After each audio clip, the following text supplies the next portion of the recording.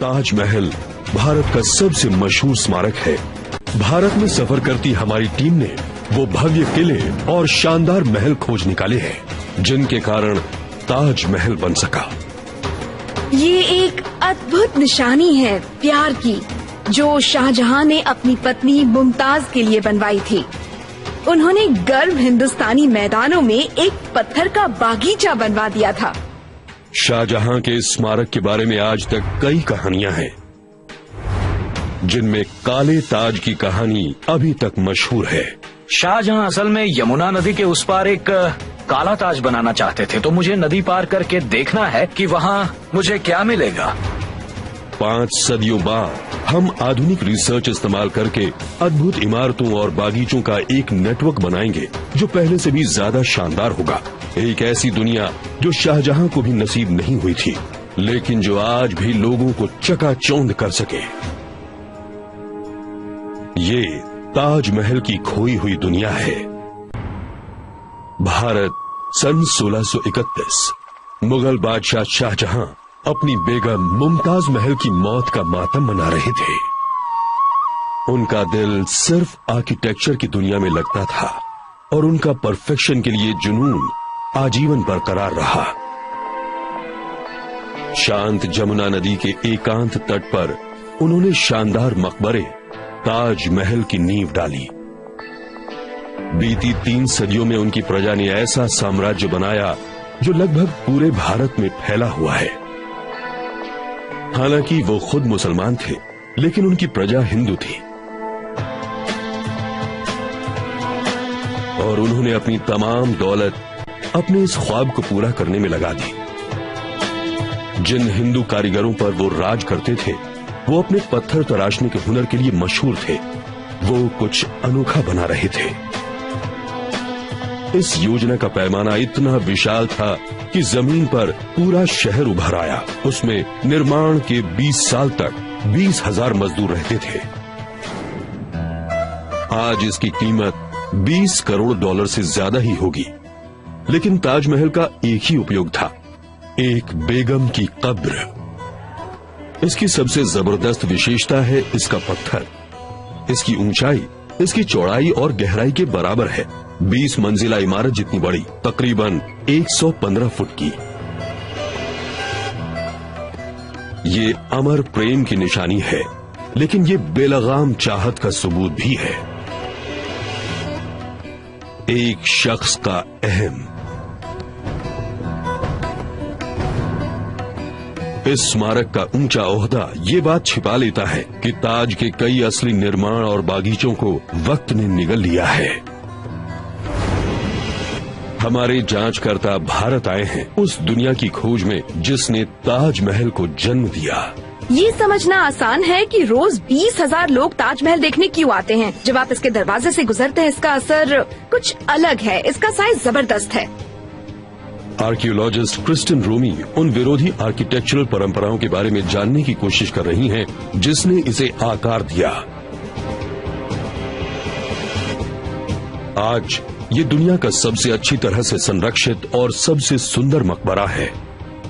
सही मायनों में देखा जाए तो इस बात में काफी दम है कि ताज असल में सिर्फ एक मकबरा है। ताजमहल एक नए तरह के आर्किटेक्चर और इंजीनियरिंग का शिखर है जो शाहजहां के राज में विकसित हुआ था। इंजीनियर माइक शूलर महल की बनावट के बारे में और जानना चाहते हैं कि इसमें कौन से औजार और तकनीकें इस्तेमाल हुई थी। उसमें भारत की पत्थर चिनाई की परंपरा का क्या हाथ था। जब इसे पोस्ट कार्ड पर देखते हैं तो ये बहुत ही छोटा और नाजुक लगता है, लेकिन यहाँ इसका सुडौलपन बहुत ही सुंदर है। लेकिन शाहजहां का ख्वाब हमेशा एक से ज्यादा महल बनाने का था। आज भी जगह 46 फुटबॉल के मैदानों से बड़ी है, लेकिन शाहजहां के समय में ये और भी बड़ी रही होगी। आपको लगता है कि ताजमहल एक हरे भरे बागीचे के बीच में है, लेकिन असल में और भी बिल्डिंग्स इस ताज कॉम्प्लेक्स से जुड़ी थी। ये किला बंद लगता है। जिस बाहरी दीवार के बड़े दरवाजे से हम अंदर आए, वो 30 फुट मोटी है। बहुत ही जबरदस्त। आज ताजमहल की तस्वीरें एक ही जगह से ली जाती हैं, वही इसकी पहचान बन गई है। लेकिन ताज के भीतर ऐसी कई किलानुमा इमारतें अलग अलग सभ्यताओं का मेल दर्शाती हैं। ये मुगल राजवंश का नमूना है। कई सदियों से इसकी अचूक सिमेट्री और चमक ने लोगों को चकाचौंध कर दिया है और उनके पीछे एक दिलचस्प बात छुपी है। हजारों टूरिस्ट जो यहाँ रोज आते हैं वो ये नहीं जानते कि वो जो देख रहे हैं वो ताजमहल का पिछला हिस्सा है। दरअसल शाही दरवाजा उत्तर में है, नदी के किनारे। मुगल काल में नदी ही मुख्य रास्ता थी जो सारी शाही इमारतों को जोड़ती थी, और आज ज्यादातर टूरिस्ट ताज को वैसे नहीं देख पाते जैसा कि मुगल बादशाह ने चाहा था। शाहजहां और उनके शाही मेहमान तट पर बने चबूतरे से आते थे, जिसे बढ़ती नदी ने बहुत पहले ही नष्ट कर दिया। वो दरअसल नाव पर सवार होकर आते। अच्छा, ये हाईवे था, हाईवे उस जमाने का हाईवे। वो उसका इस्तेमाल खोजबीन। Doctor Imran Dylan Taj Mahal conservation project के हेड हैं। उन्होंने माइक को बताया कि कॉम्प्लेक्स को कैसे देखने के लिए बनाया गया था। और ये बिल्डिंग का मेन हिस्सा है, सामने का हिस्सा। यही वजह है कि आप देख सकते हैं इसे खूबसूरत जड़ाऊ काम और फूल पत्ती की नक्काशी से सजाया गया है। सुंदर सजावट है इसकी। बहुत खूब। ये जड़ाऊ काम शाहजहां के समय में चालाकी से छिपाया गया था। ये सिर्फ शाही आंखों के लिए था। उनका ख्वाब पूरा करने के लिए ये जगह बहुत अहम थी, लेकिन नदी किनारे कुछ भी बनाना शाही इंजीनियरों के लिए मुश्किल काम था। सरकती और रेतीली जमीन पर नींव खड़ी करना आसान नहीं था। उन्हें खोदने के बाद वो तुरंत फिर से भर जाती थी। इंजीनियरों को यहाँ एक भव्य महल खड़ा करना था, इसलिए उन्हें एक अनोखा उपाय निकालना पड़ा। मजदूरों ने ठोस जमीन तक गहरे गड्ढे या कुएं खोदे और उनमें पत्थर और कंकड़ भर दिए। ये नींव कितनी गहरी है? ये आज की जमीन से 15-20 फुट गहरी है। सच कहें तो नींव बहुत ही गहरी बनाई गई थी। तो ये पानी निकालने वाले कुएं की तरह नहीं है, बल्कि धरती में ऐसे खुदाई की गई थी जैसे अक्सर कुएं बनाते वक्त की जाती है, पर उसमें पत्थर, गारा, लोहा और ऐसी कई सारी चीजें भरी गई थीं नींव को एक तरह से ज्यादा तगड़ा और सहनशील बनाने के लिए। हाँ, बिल्कुल ठीक। आज ताजमहल साबुत नहीं दिखता, संगमरमर फीका हो गया है। इधर उधर खाली जगहें खोए पत्थर की याद दिलाती हैं। ये प्रदूषण और साल भर लाखों टूरिस्ट की चहल पहल के असर है। कभी कभी तो एक दिन में 30,000 लोग यहाँ आते हैं। इसलिए ताजमहल के संरक्षण का काम अपने आप में बड़ा भारी है। माइक के लिए ये अनोखा अवसर है इसको बनाने वाली प्राचीन कलाओं को खुद देखने का। जबरदस्त, ये बहुत ही खूबसूरत है। देखने से लगता है, लेकिन ताजमहल संगमरमर के ठोस ब्लॉक से नहीं बना है। उसे सादी ईंट से बनाया गया है और फिर उस पर संगमरमर या लाल सैंडस्टोन लगाया गया है। सैंडस्टोन के ब्लॉक कटने के बाद उन्हें सुंदर नक्काशी और मार्बल के जड़ाऊ काम से सजाया जाता है। इनमें से कई कारीगर ऐसे परिवारों से हैं जिनकी कई पीढ़ियां ताजमहल पर काम कर चुकी हैं। हम अभी मेन स्टोन यार्ड से आ रहे हैं, जहां पत्थर पर मोटा मोटा काम होता है। फिर वो इसे यहाँ लाते हैं जहां कारीगर इन पर ये बारीक फूलों के डिजाइन बनाते हैं और इसे अच्छी फिनिशिंग भी देते हैं। दरअसल इस पत्थर को मेन गेट वाली दीवार पर लगाया जाएगा जो वहां अंदर है, जहां पुराना पत्थर समय और मौसम के साथ भुरभुरा गया है। तो संरक्षण का एक हिस्सा है पत्थर पर बने पैटर्न को दर्ज करना और उसकी हूबहू नकल बनाना। ये देखने में बड़ा महीन लगता है, कला का अच्छा नमूना है, लेकिन इन्हें बहुत मामूली औजारों से बनाया गया है, जो दरअसल बहुत ही प्राचीन तरीका है। आधुनिक सुधार के नाम पर साधारण छेनी है जिसकी नोक पर सख्त स्टील है। बस बारीकियों पर गजब का ध्यान दिया गया है। संगमरमर को जड़ने के लिए पारंपरिक तौर से काटा जाता है। इसमें बहुत कारीगरी है। ओह, ये क्या है? ये धनुष की तरह दिखने वाली आरी है और ये पतले से तार से कुशलता के साथ पत्थर को काट रहे हैं। बहुत ही बारीक काम है। संगमरमर को रगड़ने की सरल तकनीक से काटा जाता है। इसमें रेत, पानी और पतली डोरी इस्तेमाल होती है। कंप्यूटर का यहाँ कोई काम नहीं। हर एक हिस्से को बड़ी मेहनत के साथ हाथ से बनाया जाता है। वाह, जरा ये देखिए, इसकी कारीगरी बिल्कुल अद्भुत है। यहाँ जो गारा इस्तेमाल होता है वो भी 300 साल पुरानी पारंपरिक विधि से बनता है। हो, ये पिछले 10 मिनट से पीस रही हैं, सारे कंकड़ों को तोड़कर महीन पाउडर बनाने के लिए। लेबोरेटरी में काफी जांच करने से पता चला कि ताज पर इस्तेमाल हुआ गारा आटे, शीरे, नींबू और संगमरमर की धूल से बना था। साथ ही साथ इसमें फलों का रस भी शामिल था। हाँ, ये पेस्ट जैसा है लेकिन बहुत महीन है, इसमें जरा भी कंकड़ नहीं। बहुत ही चिकना है, ये आपको बाजार में नहीं मिलेगा। ये बहुत खास है और कई 100 सालों से अपना काम बखूबी कर रहा है। प्राचीन तरीके से काम होता देखकर मुझे बड़ा मजा आ रहा है। 350 साल बीतने पर भी शाहजहां की विरासत मजबूत है। उस वक्त और आज भी कारीगर उनके प्रेम की यादगार की शान को बरकरार रखने के लिए मेहनत कर रहे हैं। लेकिन इसे बनाने में और लोगों का भी हाथ है। शाहजहां और उनका ताज दूसरे राजाओं और इमारतों के वंशज है। ताजमहल पर काम शुरू होने के 50 साल पहले शाहजहां के दादाजी अकबर द ग्रेट ने लाल सैंडस्टोन से एक विशाल दुर्ग बनाया था। अब गजब के महलों और अभेद्य किलों में हमारे जांचकर्ता ताजमहल का डीएनए ढूंढेंगे।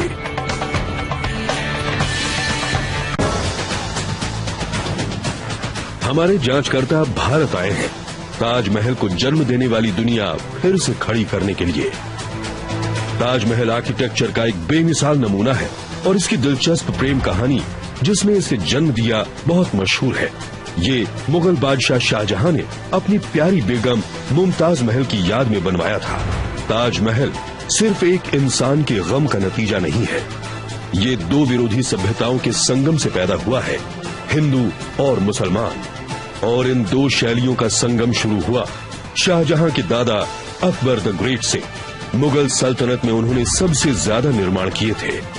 अकबर ने अपना साम्राज्य महलों और किलों से भर दिया, अपनी प्रजा को चकाचौंध करने के लिए और अपने राज की शान बघारने के लिए। आर्कियोलॉजिस्ट क्रिस्टन रोमी ताजमहल से करीब 32 किलोमीटर दक्षिण पश्चिम की दिशा में अकबर की सबसे शानदार रचना फतेहपुर सीकरी शहर जा रही हैं। इस दुर्ग की बनावट बिल्कुल नई और दूरदर्शी थी। इसका काफी असर ताजमहल की बनावट पर भी पड़ा।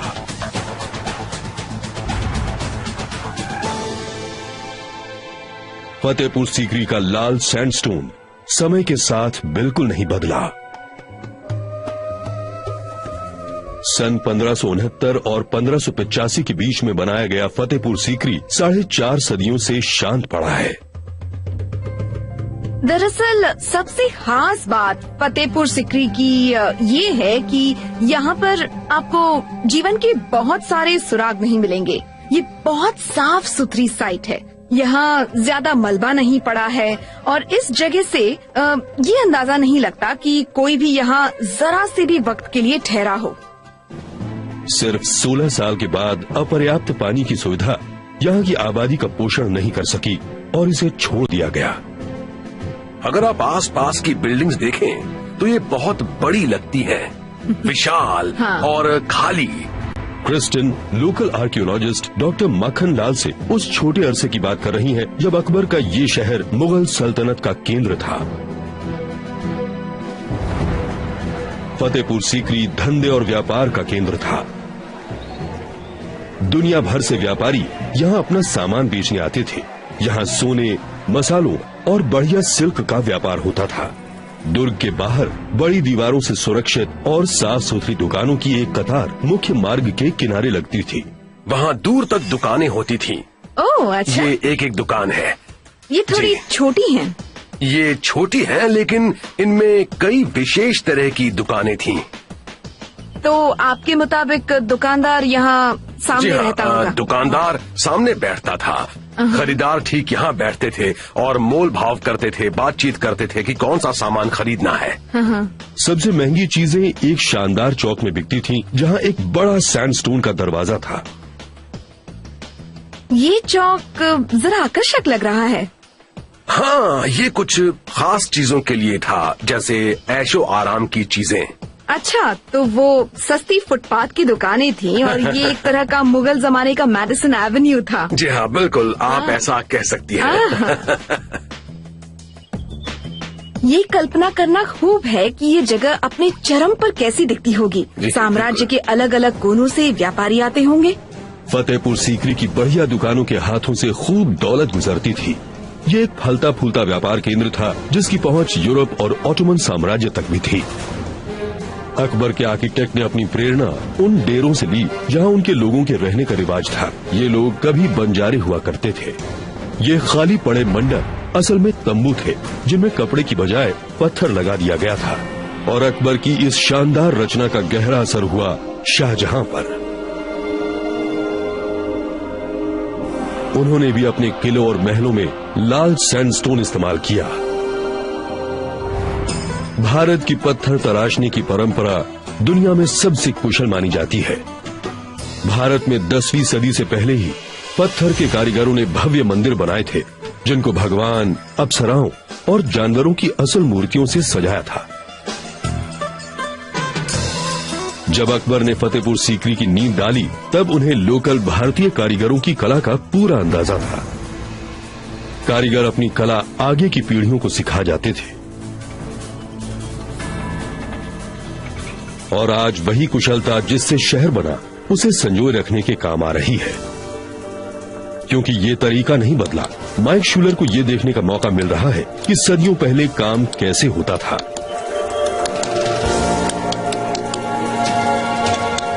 उन्होंने जिस तरह की सूक्ष्मता देखी उसकी बराबरी आधुनिक तकनीकें बहुत कम ही कर सकती हैं। यहाँ अकबर के कारीगरों ने जबरदस्त पत्थर के महल बनाए जिन्हें सुंदर नक्काशी और जड़ाऊ काम से सजाया। इनमें से एक बीरबल का महल बादशाह के जनान खाने की औरतों के लिए बना था।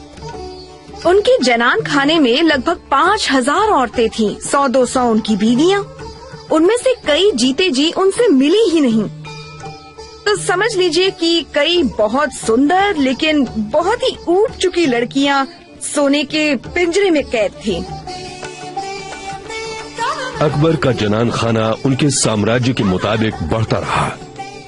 हर नई जीत के साथ पराजित रईस अपनी सबसे सुंदर बेटियां उन्हें तोहफे में दे देते थे। लेकिन इन सबसे ज्यादा उन्हें अपने राज्य में दिलचस्पी थी। दीवाने खास भारत की किसी भी इमारत से हटकर है। इसके बीच में थ्रोन पिलर नाम का एक अद्भुत नक्काशीदार स्तंभ खड़ा है जिसके ऊपर एक बड़ा गोलाकार चबूतरा है। उससे 4 जंगलेदार पुल बाहर निकलते हैं। अपने सिंहासन पर बैठकर अकबर अपनी प्रजा के प्रतिनिधियों से सलाह मशवरा करते थे। इन मशवरों के जरिए उन्होंने भारत के मजहबों को जोड़ने की सोची। ये खंबा उनकी इस कोशिश का प्रतीक है क्योंकि इसमें हिंदू और इस्लाम दोनों धर्म से नमूने लिए गए हैं। फतेहपुर सीकरी ने जो प्रेरणा दी वही उसका सबसे बड़ा योगदान था। उसने भारत को एक आर्किटेक्चर और संस्कृति के जरिए से ऐसा सपना दिखाया जिसमें दोनों मजहबों का मेल मिलाप हो गया। अकबर ने लोकल कारीगरों की कला काम में लगाई जबकि वो उनके अपने रिवाजों से अलग थीं। ये मेलजोल उनका सपना पूरा करने के लिए अहम था। हमारे जांचकर्ता भारत आए हैं ताजमहल को जन्म देने वाली दुनिया फिर से खड़ी करने के लिए। वो आगरा में है। ताजमहल से करीब 1.5 किलोमीटर दूर यहाँ लाल स्टोन का भव्य स्मारक रेड फोर्ट यानी लाल किला यमुना नदी के मोड़ पर खड़ा है।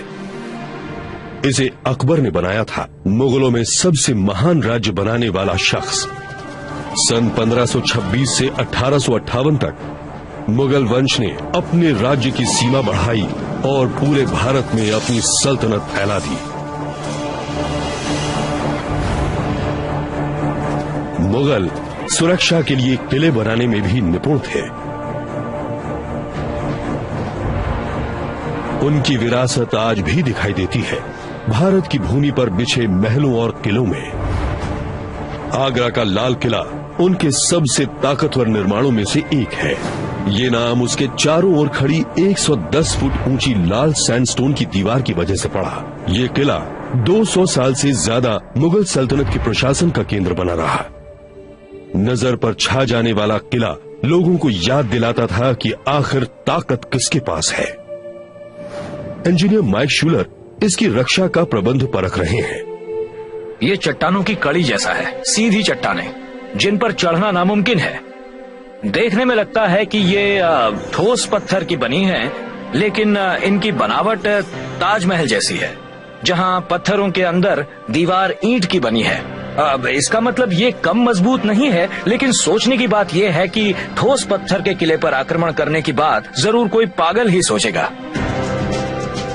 अकबर का यही इरादा था कि दीवारें अटूट बन जाएं। बराबर अंतराल पर दरवाजे थे। ऊंची मीनारों और दीवारों से सुरक्षा और बढ़ती थी। 16वीं सदी की शुरुआत में शाहजहां, जिन्होंने बाद में ताजमहल बनवाया, इस किले के वारिस हो जाते हैं और इसको बदल डालते हैं। उनका राज मुगल हुकूमत की बसंत जैसा था, एक शांत अरसा जिसमें खुशहाली और स्थिरता थी। उनका हुक्म सबसे ऊंचा था। उनके राज्य में लड़ाई नहीं होती थी। ये जबरदस्त शानो शौकत का अरसा था जब लोग अपने महान शासक को सबसे बड़ा निर्माण करते हुए देख रहे थे। अपने दादाजी से विरासत में मिली इमारतों से शाहजहां संतुष्ट नहीं थे। उन्होंने आगरा के लाल किले के बड़े बड़े हिस्सों में सुधार किया। उन्होंने उसे सुरक्षित गढ़ से आनंद को समर्पित महल में बदल दिया। उन्होंने सफेद संगमरमर में अपनी छाप छोड़ी। इससे अंदाजा लगाया जा सकता था कि वो ताजमहल में क्या करने वाले हैं। लाल सैंडस्टोन को हटाकर सफेद संगमरमर से सजावट की गई। जहां अकबर के निर्माणों ने अनेकता को अपनाया था, शाहजहां की शैली में एक नई तरतीब में विश्वास दिखता था। उनके निर्माणों में हिंदू और मुसलमान परंपरा अलग नहीं है, बल्कि दोनों के मिलने से कुछ बिल्कुल अनोखा पैदा हो गया। क्रिस्टिन जो देख रही हैं, वो दो संस्कृतियों का संगम है जिसे पत्थर में दर्शाया गया है। अगर आप इसे गौर से देखें तो इसमें हिंदू और इस्लामिक डिजाइन भरपूर है, जैसे कि ये रेखा से बनी चीज यहाँ, जिसके ऊपर ये हिंदू आर्च है। खास बात यह भी है कि ये इमारतें कैसी दिखती हैं, इस पर दिन के समय का भी गहरा असर पड़ता है। इसके डिजाइन में एक मजेदार ऊर्जा है और सैंडस्टोन की बनावट बहुत खूब है और इसका रंग भी। ये मांस जैसा मुलायम गुलाबी लगता है और फिर ये गहरा लाल हो जाता है और सूर्यास्त के वक्त ये फिर से गुलाबी हो जाता है। तो ये बिल्डिंग लगातार बदलती ही रहती है। प्राकृतिक तत्वों के प्रयोग से इमारतों की दिखावट को संवारने का ख्याल ताजमहल पर पूरे जोर शोर से इस्तेमाल हुआ है। आगरा फोर्ट हमेशा से एक सेना की छावनी से ज्यादा रहा है और इन दीवारों के अंदर शाहजहां मुगल दरबार की शराब और शबाब वाली जीवन शैली में डूबते चले गए। वो अपने जवाहरातों और कपड़ों की पसंद के लिए जाने जाते थे और दर्जियों और जौहरियों की एक टोली उनकी सेवा किया करती थी। उनके जनान खाने में कई सौ वेश्याएं और दासियां रहती थीं और दर्जनों बीवियां भी थीं। इस शानो शौकत का शिखर था मुसम्मन बुर्ज पैलेस, जो उन्होंने अपनी पसंदीदा पत्नी मुमताज महल के लिए बनवाया था। उनके मरने पर उन्हें ताजमहल में रखा गया, लेकिन जीते जी वो यहाँ रहती थी। आर्कियोलॉजिस्ट क्रिस्टिन रोमी महल को परख रही हैं। उन्होंने पाया कि इस जगह ही शाहजहां ने उस शैली के साथ प्रयोग किए जो ताजमहल के पूरा होने तक अपने चरम पर पहुंच गई थी। ये एक अद्भुत निशानी है प्यार की, जो शाहजहां ने अपनी बेगम मुमताज के लिए बनाई थी। देखा जाए तो उन्होंने गर्म हिंदुस्तानी मैदानों में एक पत्थर का बागीचा खड़ा कर दिया था। खूबसूरती बढ़ाने के लिए शाहजहां पूरे राज्य और उसके बाहर से भी राय लेते थे। उन्होंने यूरोप के कारीगरों को अपने दरबार में अपने कारीगरों को कीमती पत्थरों को जड़ने के नए नए तरीके सिखाने के लिए बुलाया, जैसे कि इटालियन तरीका पिएट्रा डूरा, रंग बिरंगे कोरल, लैपस और दूसरे पत्थरों से कई तरह के फूल बनते थे। नतीजा इतनी सफाई के साथ महल की दीवारों पर बहता हुआ नजर आता था कि लगता था ये चित्रकारी है, पत्थर का काम नहीं। ये देखिए, ये कितना जबरदस्त जड़ाऊ काम है जिसमें एगेट्स और कार्नीलियंस हैं और हर तरह के बेशकीमती पत्थर लगे हुए हैं। इन सब आर्चेज और खंभों के आगे का हिस्सा देखिए। मुगल शायरी और कुरान में फूलों के विषय में कहा जाता है कि ये जन्नत के पानी से उभरते हैं। सफेद संगमरमर में जड़े फूलों के खूबसूरत डिजाइन इस्लाम के मुरीदों से वादा किए गए इनाम का प्रतीक है। आज ये महल ताजमहल के सबसे खूबसूरत नजारों में से एक पेश करता है और नसीब का फेर ऐसा है कि शाहजहां ने अपना आखिरी समय यहाँ अपने बेटे का बंदी बनकर गुजारा और यहीं से अपनी महान रचना को निहारते हुए दम तोड़ दिया। शाहजहां ने आगरा फोर्ट पर काम ताजमहल से 20 साल पहले किया था, लेकिन हमारी जांच से ये साफ है कि यहाँ पाई गई सामग्री और डिजाइन के लक्षण बाद में ताजमहल में हूबहू बनाए गए। लाल सैंडस्टोन को चमकते सफेद संगमरमर ने हटा दिया जिसमें खूबसूरत जड़ाऊ काम था। यहाँ किए गए प्रयोग इतिहास की सबसे दंग कर देने वाली इमारत को बनाने में इस्तेमाल हुए। हमारी टीम ने ताजमहल का विकास समझ लिया है, जिसमें खोए शहर और किले उजागर हुए जिन्होंने इसके निर्माण का रास्ता बनाया। अब वो वापस ताजमहल पहुंचे हैं, जो बादशाह शाहजहां का मुगल आर्किटेक्चर का मास्टरपीस है और दुनिया की सबसे मशहूर इमारत। आज भी मुगल सल्तनत से जुड़ी दौलत और ताकत हमें नजर आती है। हम मुगल शब्द को हॉलीवुड मुगल्स या रियल एस्टेट मुगल्स कहने के लिए इस्तेमाल करते हैं, लेकिन ये शब्द मुगल शाहजहां के समय से आया है। वो मुगल वंश का हिस्सा थे। उन्होंने ताकत और दौलत का एक मकाम हासिल किया था जो आज भी लोग पाने की कोशिश करते हैं, इसीलिए वो मुगल कहलाते हैं और ये शब्द शाहजहां के समय से आया है। हमारी टीम पता लगाना चाहती है कि बादशाह शाहजहां के समय में ये बेजोड़ इमारत कैसी लगती होगी। ये एक बड़ी चुनौती है क्योंकि ताजमहल के कई असली स्ट्रक्चर्स बढ़ते हुए शहर या नदी जैसे प्राकृतिक तत्वों ने नष्ट कर दिए। उन्हें इस स्मारक में छिपे इस्लाम के चिन्हों को भी समझना होगा। सारे मुगल बादशाहों की तरह शाहजहां भी मुसलमान थे और सजावट की बारीकियों में धार्मिक अहमियत भरी है। आर्कियोलॉजिस्ट क्रिस्टिन रोमी अपनी जांच मुख्य द्वार से शुरू करती हैं। यहाँ आप देख सकते हैं कि ताजमहल के दरवाजे पर कुरान में दर्ज किया गया अल्लाह का वादा इसके चारों ओर लिखा हुआ है। ये द्वार उस दरवाजे का प्रतीक है जिससे गुजर के मोहम्मद अनंत में चले गए थे। और ये शब्द ताजमहल के दोनों उद्देश्य दिखाते हैं कि ये मकबरा भी है और जन्नत के बागों की नुमाइंदगी भी। और जानने के लिए क्रिस्टिन लोकल इतिहासकार डॉक्टर प्रियलीन सिंह से मिलती हैं। जन्नत के बाग आमतौर पर चिन्हों से भरे होते थे, चाहे वो कुछ बोने की बात हो या पानी के इस्तेमाल की। जैसे कि बोने की बात करें तो बहुत सारे फूल होते थे क्योंकि इस्लामी सभ्यता में ये दिव्य दायरे के चिन्ह थे। मुगल रेगिस्तान के लोग थे जिन्हें चिलचिलाती धूप और सूखी जमीन की आदत थी। हवा से पनाह और पानी का बढ़िया प्रबंध, एक बागीचे का नखलिस्तान, ये उनका जमीन पर जन्नत का ख्याल था। अब हम तस्वीर बना सकते हैं कि बाग कैसा दिखता होगा। शाहजहां के समय में ये नखलिस्तान यानी ओएसिस जैसा दिखता होगा।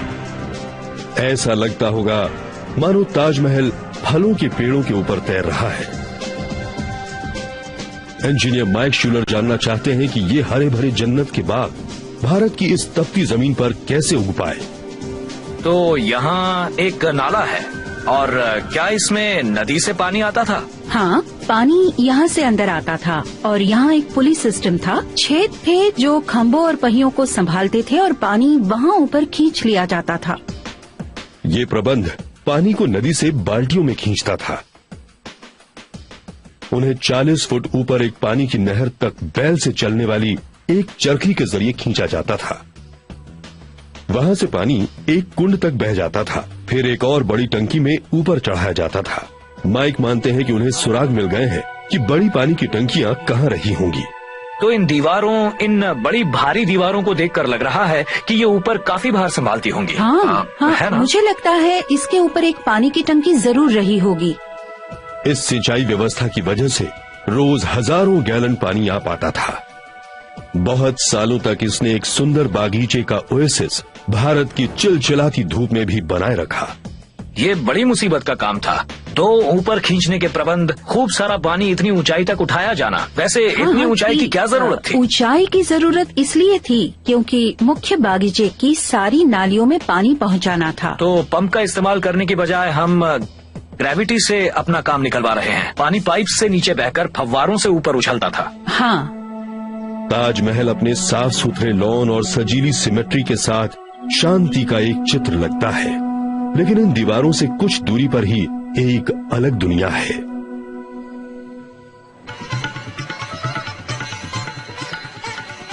पुरानी दुकानों और सस्ते सराय से भरा हुआ ये इलाका कहलाता है ताजगंज। बहुत से टूरिस्ट ये नहीं जानते हैं कि ये पतली गलियां कभी ताजमहल के इलाके का जरूरी हिस्सा हुआ करती थी, जिसे कारवां सराय कहते थे। क्रिश्चियन रोमी आर्कियोलॉजिस्ट जॉन फ्रिट्ज से मिली, जिन्होंने ताजमहल के परिसर के असली नक्शे को बनाने में 10 साल गुजारे हैं। कारवां सराय सफर करते हुए व्यापारियों के ठहरने और उनके माल को रखने की सुरक्षित जगह थी। ये जगह व्यापार का केंद्र थे। शाहजहां चाहते थे कि लोग ताजमहल को देखें। वो चाहते थे कि लोग उससे प्रभावित हों। इस महल को बनाते वक्त शाहजहां मकबरे से कुछ ज्यादा बना रहे थे। ताज का परिसर शहर के अंदर एक शहर था। इन सड़कों की उथल पुथल में भी हमें शाहजहां के खोए कारवां सराय के सुराग मिल जाते हैं। आप देख सकते हैं कि इसमें 2 आर्चेस हैं और यहाँ सपाट छत है। गलियों और गलियारों से होते हुए उन्हें कुछ अस्थायी दुकानें मिली, जहाँ कभी व्यापार की हलचल रहा करती थी। जरा इसे देखिए, वाह! ये गजब की बात है कि इस तरह की जगह आज भी आगरा में छिपी हुई है। इन लोगों ने इस जगह को संभाल कर रखा है। हम देख सकते हैं कि ईव्स और ब्रैकेट्स अच्छी तरह से संजोए हैं, जो शाहजहां के समय के हैं। वाह! हाँ, बहुत बढ़िया, बहुत बढ़िया। हाँ। हमारे जांचकर्ताओं ने पाया कि ताजमहल एक विशाल परिसर था, कई समृद्ध निशानियां समेटे, जिसका कारवां सराय के व्यापारी समर्थन करते थे।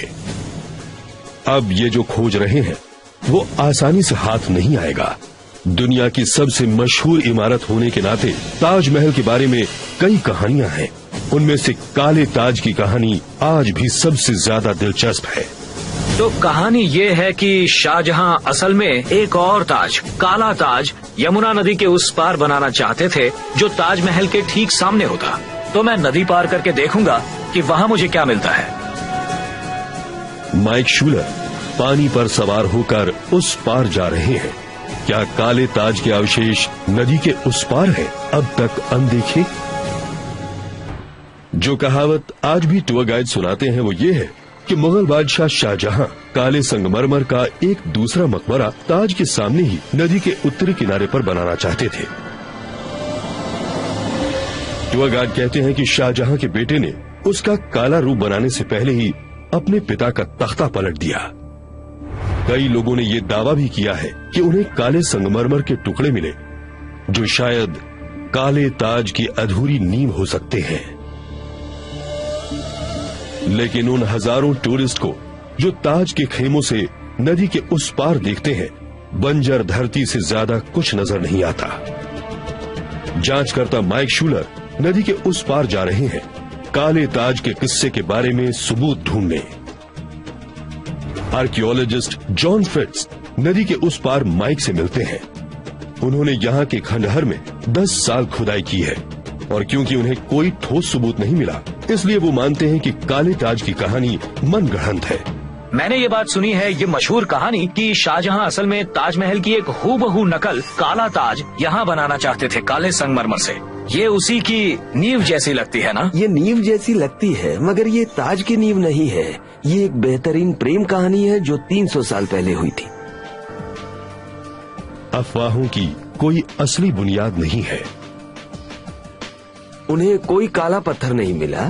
तो कोई ये भी काला काले पत्थर ताज की नींव नहीं काला है? पत्थर नहीं, कोई काला ताज नहीं था। अगर काला पत्थर नहीं मिला तो ये बात बिल्कुल बेबुनियाद है कि यहाँ काला ताज बनने वाला था। हाँ। दरअसल ये लोगों की हाँ, बनाई हुई वैसे। मनगढ़ंत कहानियां हैं और कुछ नहीं। लेकिन उन्हें अपनी जांच में पता चला कि शाहजहां नदी के इस पार कोई निर्माण करना चाहते थे।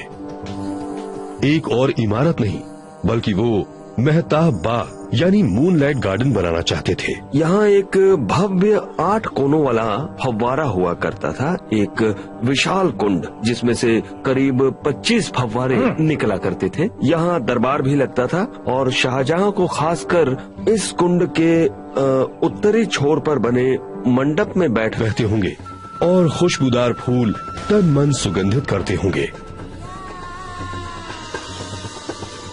और ये पहले से ही निश्चित था कि शाहजहां बाग में शाही बेड़े पर नदी के जरिए प्रवेश करेंगे। बादशाह उस ओर से मेहताब बाग आते थे, यानी ये वही सीढ़ियां हो सकती हैं जिनसे बादशाह नीचे उतरते थे। तो मैं शाहजहां की निजी सीढ़ी पर खड़ा हूँ, शाही सीढ़ी पर। बिल्कुल, और ये बहुत ही बढ़िया है। मेहताब बाग को इस तरह बनाया जाना था कि वो नदी के उस पार ताजमहल के बागीचों की सीध में हो। इस बाग के बारे में एक अहम बात है जो इसके अनुभव को खास बना देती है, और वो ये कि ये ताजमहल की ठीक सीध में बना है और समानता में भी ताज के अंदर से होते हुए, तालाब से होते हुए उत्तर के दरवाजे के फव्वारे तक मैं जाता है। देख रहा हूँ कि इस कोने के खेमे भी ताजमहल के पूर्वी छोर की बिल्कुल सीध में है। हाँ, इस बाग का अहाता बिल्कुल ताजमहल के बागीचे की चौड़ाई का है। और 350 साल बाद हम इसे फिर से वैसा बना सकते हैं जैसा ये तब दिखता था। मेहताब बाग हमेशा से ही ताज परिसर की असली योजना का हिस्सा था। शाहजहां ने अपना सपना पूरा करने के लिए अपने राज्य की तमाम दौलत और साधना लगा दी। उन्होंने प्राकृतिक तत्वों का इस्तेमाल किया, जैसे नदी और दिन की बदलती रोशनी। चांदनी में जो कंप्यूटर की तकनीक से बनाई गई है, काला ताज पानी पर नजर आता है। क्या शाहजहां का असल में यही इरादा था? एक और महल नहीं, बल्कि ताजमहल की गहरी छाया, चांदनी में बनी एक परछाई। ताजमहल की अलौकिक सुंदरता के जरिए एक तानाशाही राजा दुनिया के सामने अपनी शानो शौकत दिखा रहा था। ये हाल में ही पता चला है कि ताज परिसर में मकबरा, बागीचा, प्रवेश दरबार तो है ही, पर ताजगंज और अब मेहताब बाग भी उस शानदार योजना में शामिल थे। हाँ, साइट की समानता का हिस्सा, ये उसका जोड़ है। सही कहा, ये बहुत बड़ी योजना थी। मतलब ये उत्तर से दक्षिण तक करीब 1 बहुत किलोमीटर से खूब, ज्यादा बहुत है। गजब का निर्माण है। ये साफ है कि शाहजहां अपने मेहमानों पर हावी होना चाहते थे। इसका विशाल पैमाना, इसका रौबदार दरवाजा, मकबरे तक लंबा रास्ता, इसके 4 मीनार जो ऐसे खड़े हैं जैसे किसी कीमती नग की रखवाली कर रहे हो, और इसकी सुंदर सजावट, सभी इस बात को पुख्ता करते हैं। लेकिन इसकी शैली की एकता और इसके डिजाइन का मेलजोल ही हमारे जांचकर्ताओं के लिए शाहजहां की सबसे बड़ी सफलता है। ये सिर्फ एक शख्स के सपने का नतीजा नहीं है, बल्कि 2 विकसित सभ्यताओं का मेल भी है। ताजमहल में शाहजहां ने मुगल आर्किटेक्चर को भारत के और पहले के बहुमूल्य इतिहास के साथ मिला दिया। शाहजहां के राज्य का तो अंत में पतन हो गया, लेकिन ताजमहल आज भी जिंदा है और इसे आज भी खूबसूरती की बेमिसाल यादगार माना जाता है। कुएं बनाते वक्त की जाती है, पर उसमें पत्थर, गारा, लोहा और ऐसी कई सारी चीजें भरी गई थीं, नींव को एक तरह से ज्यादा तगड़ा और सहनशील बनाने के लिए। हाँ, बिल्कुल ठीक। आज ताजमहल साबुत नहीं दिखता, संगमरमर फीका हो गया है। इधर उधर खाली जगहें खोए पत्थर की याद दिलाती हैं। ये प्रदूषण और साल भर लाखों टूरिस्ट की चहल पहल के असर है। कभी कभी तो एक दिन में 30,000 लोग यहाँ आते हैं। इसलिए ताजमहल के संरक्षण का काम अपने आप में बड़ा भारी है। माइक के लिए ये अनोखा अवसर है इसको बनाने वाली प्राचीन कलाओं को खुद देखने का। जबरदस्त, ये बहुत ही खूबसूरत है। देखने से लगता है लेकिन ताजमहल संगमरमर के ठोस ब्लॉक से नहीं बना है। उसे सादी ईंट से बनाया गया है और फिर उस पर संगमरमर या लाल सैंडस्टोन लगाया गया है। सैंडस्टोन के ब्लॉक कटने के बाद उन्हें सुंदर नक्काशी और मार्बल के जड़ाऊ काम से सजाया जाता है। इनमें से कई कारीगर ऐसे परिवारों से हैं जिनकी कई पीढ़ियां ताजमहल पर काम कर चुकी हैं। हम अभी मेन स्टोन यार्ड से आ रहे हैं, जहां पत्थर पर मोटा मोटा काम होता है। फिर वो इसे यहाँ लाते हैं जहां कारीगर इन पर ये बारीक फूलों के डिजाइन बनाते हैं और इसे अच्छी फिनिशिंग भी देते हैं। दरअसल इस पत्थर को मेन गेट वाली दीवार पर लगाया जाएगा जो वहां अंदर है, जहां पुराना पत्थर समय और मौसम के साथ भुरभुरा गया है। तो संरक्षण का एक हिस्सा है पत्थर पर बने पैटर्न को दर्ज करना और उसकी हूबहू नकल बनाना। ये देखने में बड़ा महीन लगता है, कला का अच्छा नमूना है, लेकिन इन्हें बहुत मामूली औजारों से बनाया गया है जो दरअसल बहुत ही प्राचीन तरीका है। आधुनिक सुधार के नाम पर साधारण छेनी है जिसकी नोक पर सख्त स्टील है। बस बारीकियों पर गजब का ध्यान दिया गया है। संगमरमर को जड़ने के लिए पारंपरिक तौर से काटा जाता है। इसमें बहुत कारीगरी है। ओह, ये क्या है? ये धनुष की तरह दिखने वाली आरी है और ये पतले से तार से कुशलता के साथ पत्थर को काट रहे हैं। बहुत ही बारीक काम है। संगमरमर को रगड़ने की सरल तकनीक से काटा जाता है। इसमें रेत, पानी और पतली डोरी इस्तेमाल होती है। कंप्यूटर का यहाँ कोई काम नहीं। हर एक हिस्से को बड़ी मेहनत के साथ हाथ से बनाया जाता है। वाह, जरा ये देखिए, इसकी कारीगरी बिल्कुल अद्भुत है। यहाँ जो गारा इस्तेमाल होता है वो भी 300 साल पुरानी पारंपरिक विधि से बनता है। हो, ये पिछले 10 मिनट से पीस रही हैं, सारे कंकड़ों को तोड़कर महीन पाउडर बनाने के लिए। लेबोरेटरी में काफी जांच करने से पता चला कि ताज पर इस्तेमाल हुआ गारा आटे, शीरे, नींबू और संगमरमर की धूल से बना था। साथ ही साथ इसमें फलों का रस भी शामिल था। हाँ, ये पेस्ट जैसा है लेकिन बहुत महीन है। इसमें जरा भी कंकड़ नहीं। बहुत ही चिकना है। ये आपको बाजार में नहीं मिलेगा। ये बहुत खास है और कई 100 सालों से अपना काम बखूबी कर रहा है। ताजमहल भारत का सबसे मशहूर स्मारक है। भारत में सफर करती हमारी टीम ने वो भव्य किले और शानदार महल खोज निकाले हैं जिनके कारण ताजमहल बन सका। ये एक अद्भुत निशानी है प्यार की, जो शाहजहां ने अपनी पत्नी मुमताज के लिए बनवाई थी।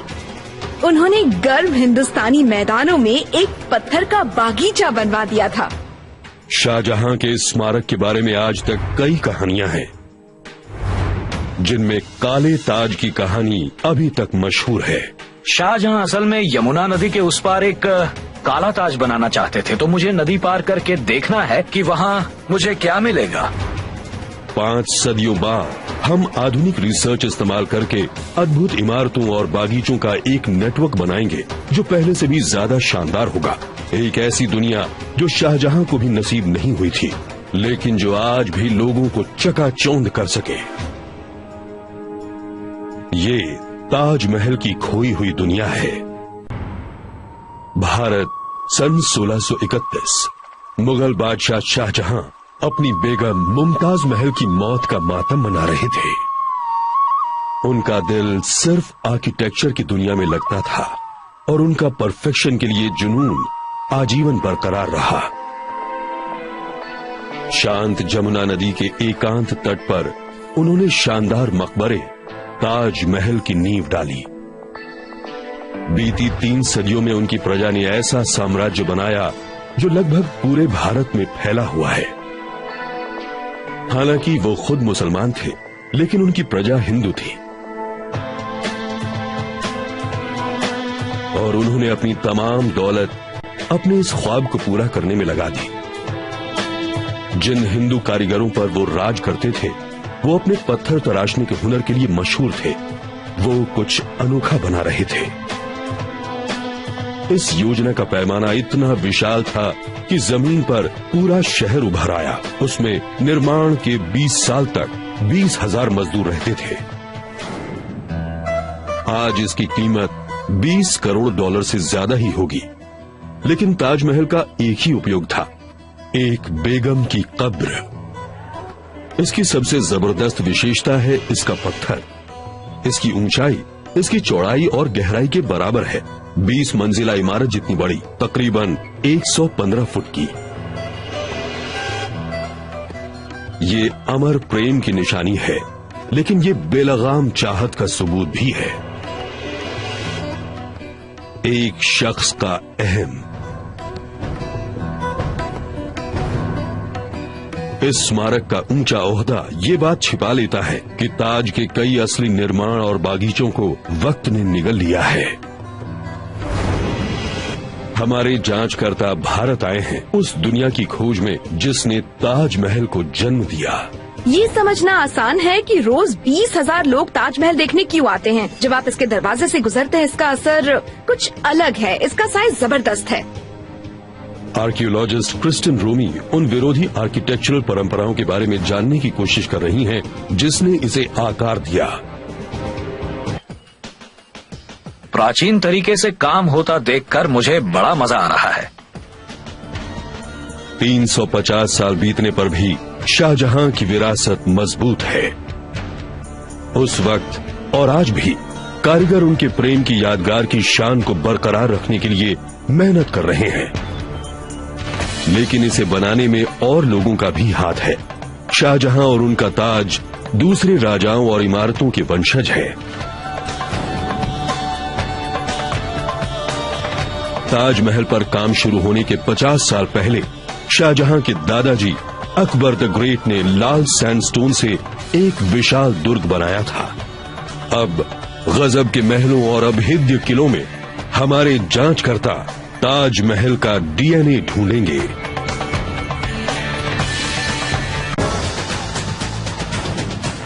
हमारे जांचकर्ता भारत आए हैं ताजमहल को जन्म देने वाली दुनिया फिर से खड़ी करने के लिए।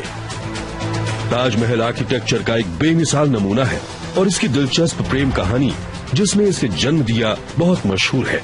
ये मुगल बादशाह शाहजहां ने अपनी प्यारी बेगम मुमताज महल की याद में बनवाया था। ताजमहल सिर्फ एक इंसान के गम का नतीजा नहीं है। ये दो विरोधी सभ्यताओं के संगम से पैदा हुआ है, हिंदू और मुसलमान। और इन दो शैलियों का संगम शुरू हुआ शाहजहां के दादा अकबर द ग्रेट से। मुगल सल्तनत में उन्होंने सबसे ज्यादा निर्माण किए थे। अकबर ने अपना साम्राज्य महलों और किलों से भर दिया, अपनी प्रजा को चकाचौंध करने के लिए और अपने राज की शान बघारने के लिए। आर्कियोलॉजिस्ट क्रिस्टिन रोमी ताजमहल से करीब 32 किलोमीटर दक्षिण पश्चिम की दिशा में अकबर की सबसे शानदार रचना फतेहपुर सीकरी शहर जा रही हैं। इस दुर्ग की बनावट बिल्कुल नई और दूरदर्शी थी। इसका काफी असर ताजमहल की बनावट पर भी पड़ा।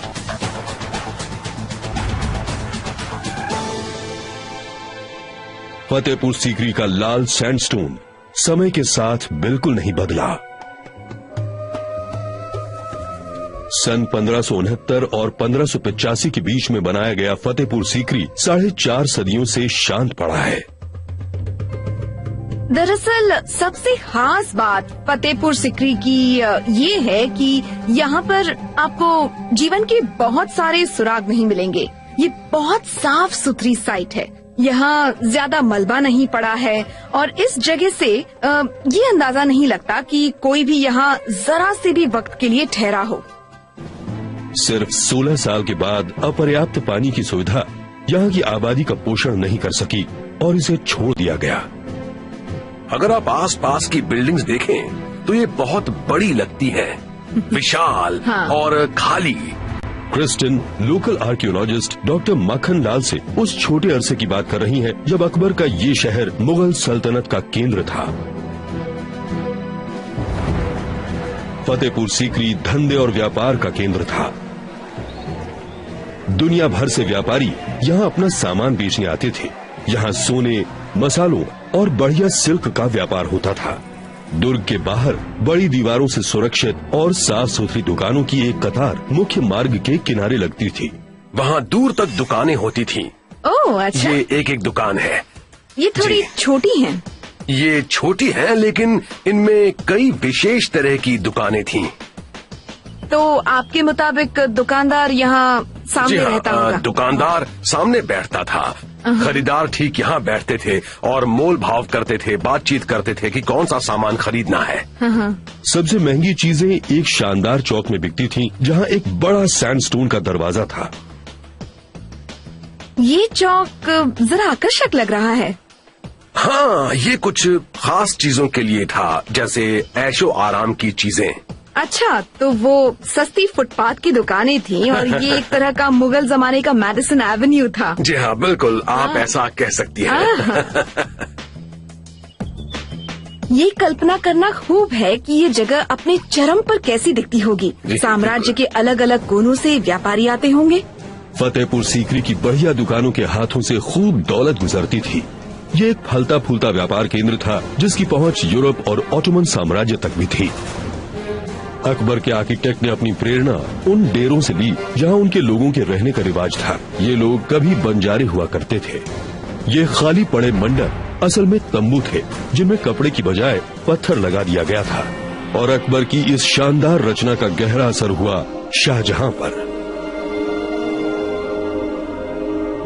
उन्होंने भी अपने किलों और महलों में लाल सैंडस्टोन इस्तेमाल किया। भारत की पत्थर तराशने की परंपरा दुनिया में सबसे कुशल मानी जाती है। भारत में 10वीं सदी से पहले ही पत्थर के कारीगरों ने भव्य मंदिर बनाए थे, जिनको भगवान, अप्सराओं और जानवरों की असल मूर्तियों से सजाया था। जब अकबर ने फतेहपुर सीकरी की नींव डाली, तब उन्हें लोकल भारतीय कारीगरों की कला का पूरा अंदाजा था। कारीगर अपनी कला आगे की पीढ़ियों को सिखा जाते थे। और आज वही कुशलता जिससे शहर बना, उसे संजोए रखने के काम आ रही है। क्योंकि ये तरीका नहीं बदला, माइक शूलर को ये देखने का मौका मिल रहा है कि सदियों पहले काम कैसे होता था।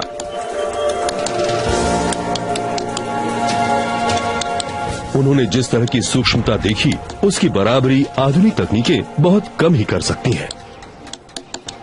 यहाँ अकबर के कारीगरों ने जबरदस्त पत्थर के महल बनाए, जिन्हें सुंदर नक्काशी और जड़ाऊ काम से सजाया। इनमें से एक बीरबल का महल बादशाह के जनान खाने की औरतों के लिए बना था।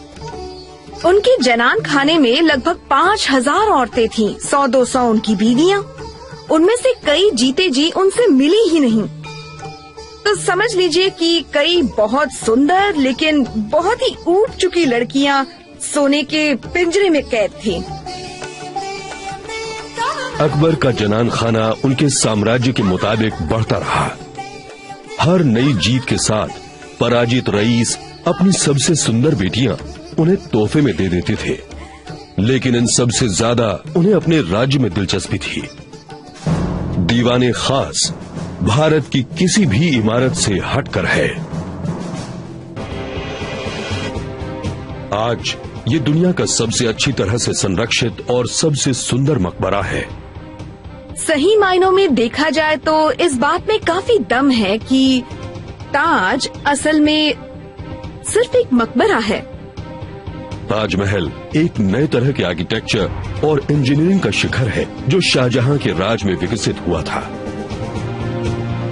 इंजीनियर माइक शूलर महल की बनावट के बारे में और जानना चाहते हैं कि इसमें कौन से औजार और तकनीकें इस्तेमाल हुई थीं। उसमें भारत की पत्थर चिनाई की परंपरा का क्या हाथ था।